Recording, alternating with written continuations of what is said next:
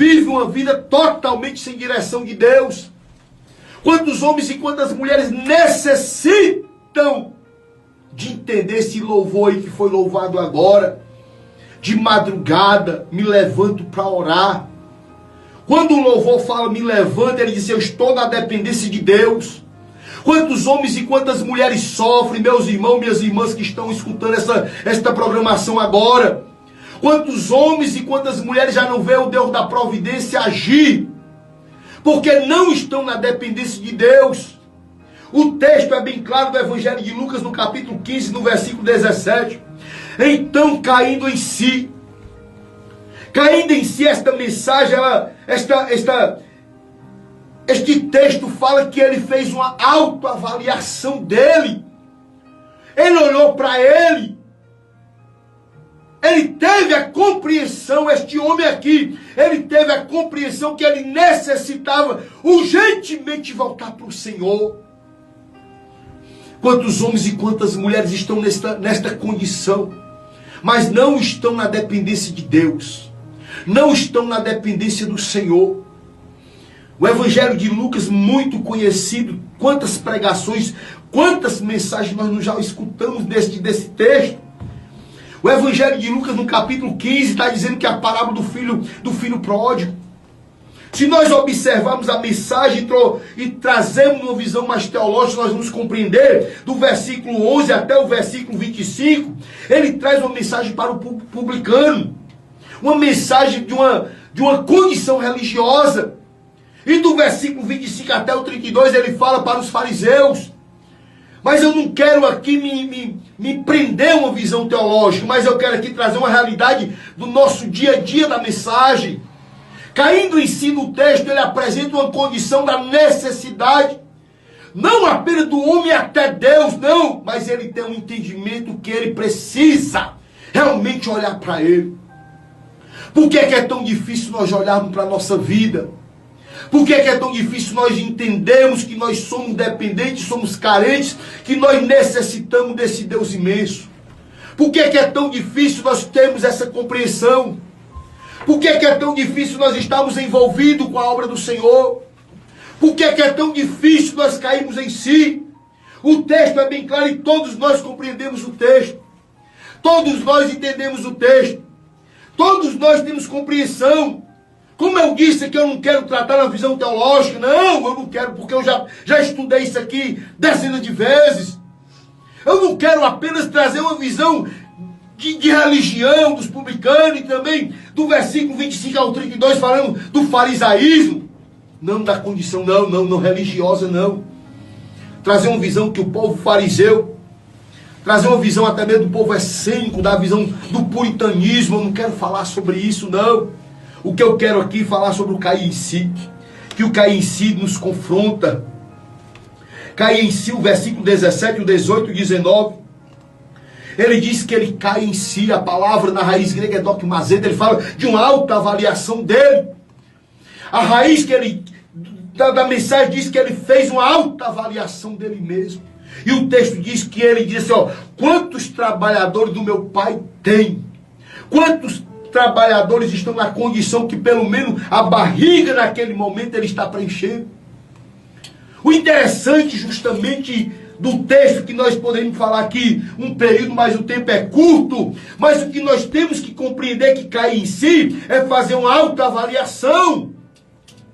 A pergunta que se faz neste momento, você que é ouvinte da Rádio Cristo é Vida Parquelândia, é justamente esse texto para perguntar para você a sentença interrogativa do texto, é um confronto, pergunta para você. Você tem caído em si, tem tido essa humildade de compreender que você necessita estar na dependência de Deus? No versículo, quando ele continua no 17, ele diz quantos trabalhadores tem. E eu aqui com fome ali. Ele não queria mais dinheiro. Se nós observarmos o texto, houve um projeto arquitetado ou arquitetônico.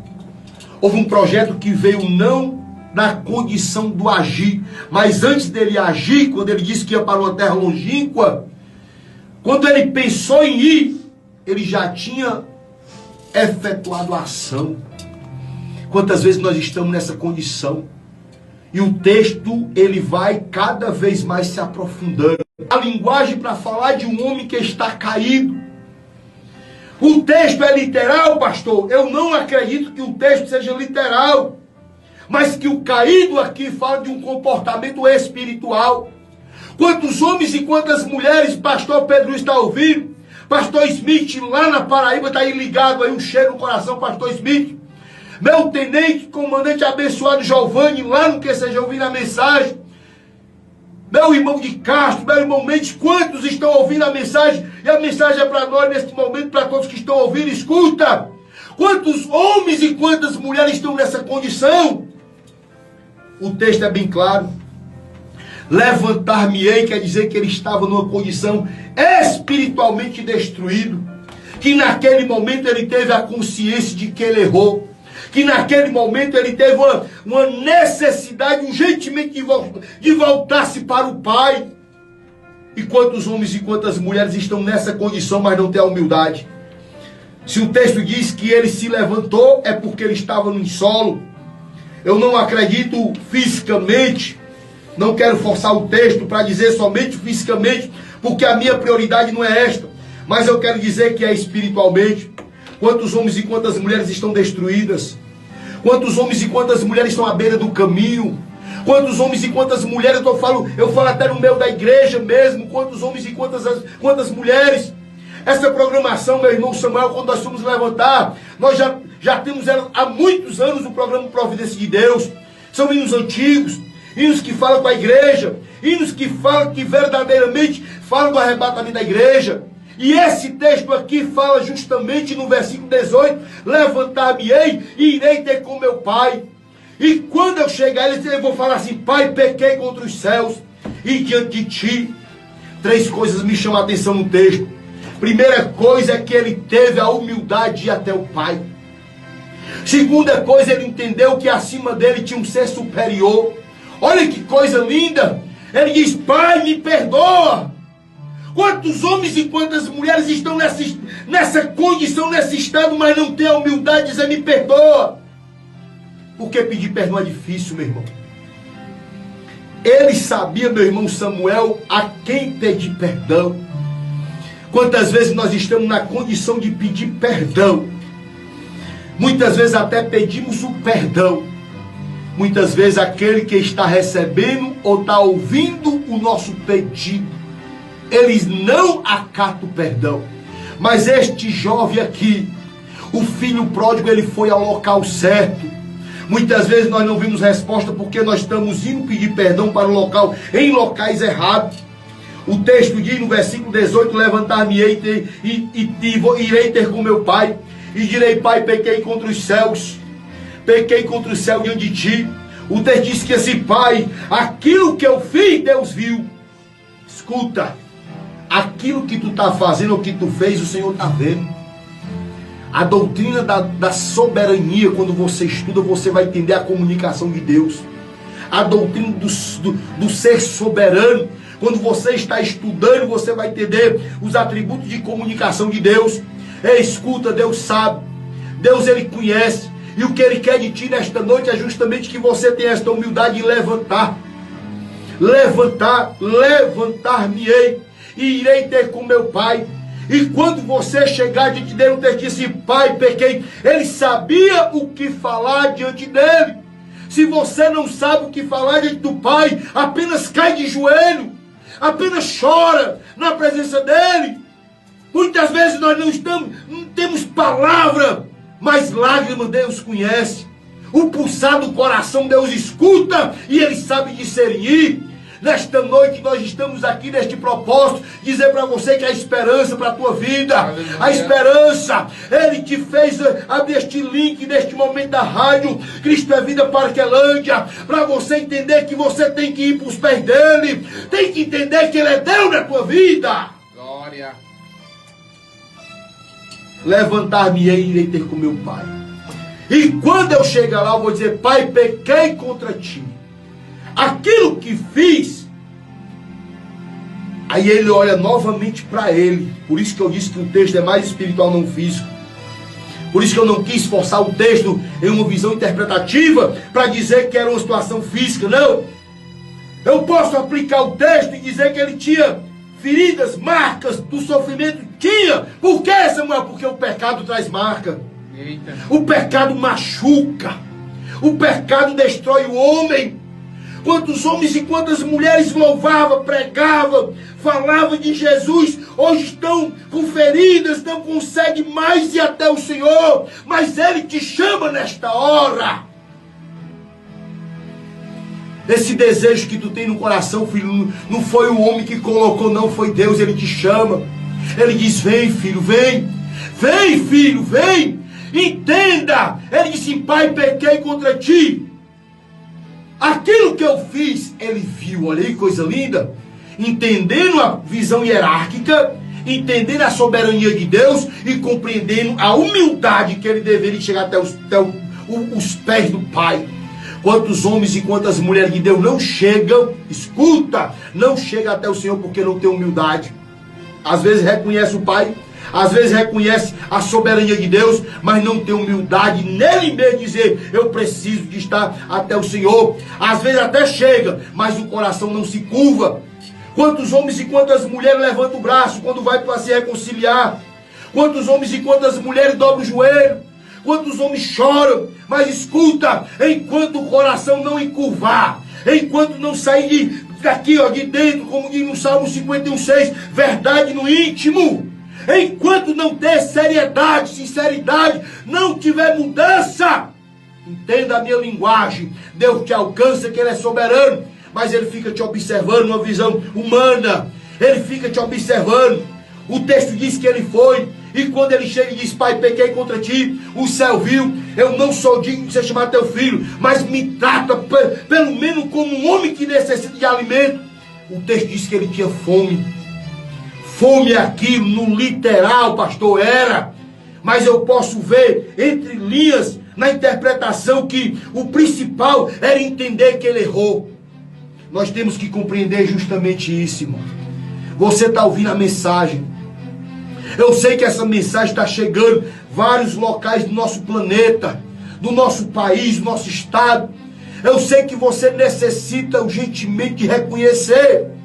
Pastor, mas é porque quando eu volto para o papai, o negócio fica difícil. Escuta, tenta lembrar se algum dia ele te abandonou.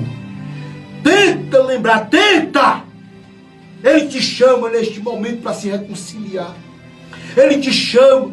Cair em si é um ato de olhar para dentro. A retrospectiva e a introspecção. Essa palavra latim significa olhar para dentro. Nós temos que olhar para dentro e compreender o que falta na igreja odierna, moderna, contemporânea. O que falta na igreja é justamente nós entendermos que nós temos que reconciliar com Ele. Aliança. Eu estava ouvindo um pregador, que eu não vou dizer o nome dele aqui, mas eu quero falar só o que ele contou. Ele disse que chegou numa grande igreja aqui em Fortaleza, e ele começou a se exaltar. Ele disse que dentro dele tinha uma grande exaltação, e ele dizia: hoje eu vou, é o eu, viu, irmão Samuel? Nós temos que arrancar o eu, não somos nós, é o Senhor. Nós temos que estar na dependência de Deus. O texto está dizendo aqui, caindo em si, é que naquele momento ele disse: Senhor, eu quero estar na tua dependência. Eu quero estar na tua dependência. Ele disse: hoje eu vou fazer a igreja assim, assim, assim. E não aconteceu nada. Quando ele começou a falar muito ele percebeu que a igreja não tinha mais aquele avivamento dentro do congresso. Ele entendeu que quando o Senhor falou com ele, disse: filho, enquanto você for ou estiver na minha frente, não acontece nada. Enquanto você não deixar esse eu de lado, jogar fora. Ele compreendeu. Ele diz no testemunho que ele manda a igreja ficar em pé. A igreja fica em pé, ele ora: Senhor, me perdoa. E ele começa a orar. E ele disse: não, mas agora faz a tua vontade aqui. Mas agora faz a tua vontade. E ele começou a pregar e diz que ele não falou muitas coisas não, porque ele estava na dependência de Deus naquele momento. E Deus começou a curar naquele lugar. Deus começou a fazer coisas grandes, porque ele começou a compreender naquele momento que ele estava na dependência de Deus. Nós temos que estar, me escuta, na dependência de Deus, irmão. Ei, nós temos que estar na dependência de Deus. E o texto diz que ele não foi até o Pai. O texto que eu li, ele não foi até o Pai ainda. No versículo de número 17, ele não foi. No versículo 18, ele não foi. Aí no versículo de número 19, ele não foi. Aí no versículo 20, ele vai. O texto diz assim: e levantando-se, foi. Levantando-se, foi. Sabe por que muitos homens e muitas mulheres não têm ido até o Pai? Porque ainda está no chão. Sabe por que muitos homens e muitas mulheres não têm ido até o Pai? Porque ainda está em solo. Tem que entender que tem que se levantar. Quem pega na mão, levanta o homem é Deus. Nós temos que estar na dependência de Deus. Escuta, enquanto você colocar o eu, enquanto você falar que é você, que é não, escuta. Nós temos que falar que é o Senhor que faz. Nós estamos na programação providência de Deus. Deus tem que manifestar em tua vida como o Deus da providência, o Deus que provê. Nesta noite você ligou este rádio aqui para você compreender que você tem que estar na dependência de Deus. Aleluia. A subérgia. O texto diz que ele levanta e vai para o Pai. Levantando-se foi para o Pai. Olha aí, coisa linda. Vinha ele ainda longe. Olha aí, que coisa linda no versículo 20. Vinha ele ainda longe quando seu pai o avistou. Compadecido, correndo, abraçou e o beijou. Mas por que o pai fez isso? Porque ele compreendeu que ele teria que estar na dependência do Pai. Nós temos que estar na dependência do Pai. Sabe por que nós não temos visto mais o poder? A Bíblia não mudou, o céu não mudou, mas o homem mudou do comportamento egoísta, soberbo. Escuta, esse comportamento soberbo o Senhor vai tirar da tua vida, porque é a última hora. Nós estamos vivendo a última hora. Deus quer mudar o comportamento, porque Deus quer agir, porque Deus sabe que nós estamos na última hora. Nós estamos vivendo uma apagada das profecias bíblicas. Quando a Bíblia fala aproximadamente 2000 vezes da sua volta, é porque ele está dizendo: filho, levanta, levanta, eu vou te ajudar. Nesta noite, escuta, o Senhor te chama, ele está te vendo de longe. O texto diz no versículo de número 21: Pai, pequei contra os céus, olha aí, pequei contra os céus diante de ti, não sou digno, olha aí, ó, a humildade. Quantos homens e quantas mulheres continuam no solo, porque não tem humildade de entender que tem que ir até o Pai e dizer para ele: Pai, pequei contra ti, pequei contra os céus, não sou digno de ser chamado teu filho, mas trata-me como dos teus trabalhadores. O texto aqui é bem humano, bem simples. Ele está dizendo: não quero nada, eu quero apenas abastecer a minha barriga, eu quero apenas me alimentar.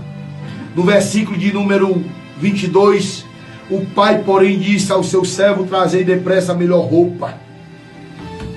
O interessante, meu irmão, quando ele fala da roupa, quando ele fala do anel, quando ele fala da sandália, a gente poderia falar um pouco mais, mas por causa do tempo, já são 23h35, já está acabando o programa. Mas o texto diz no versículo de número 22, trazei depressa a melhor roupa. Depois ele disse: põe-lhe um anel no dedo e sandália nos pés. A melhor roupa é porque quem chega até o Pai tem que ter mudança de vestimentas.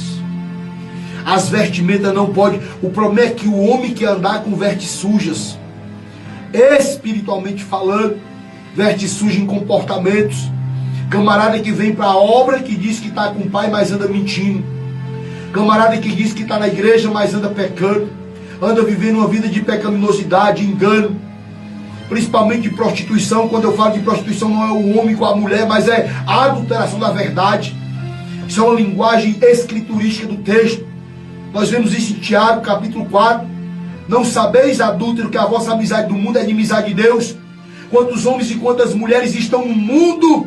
Pelo menos 7 conotações na Bíblia eu vejo a respeito do mundo, falando principalmente de pecado.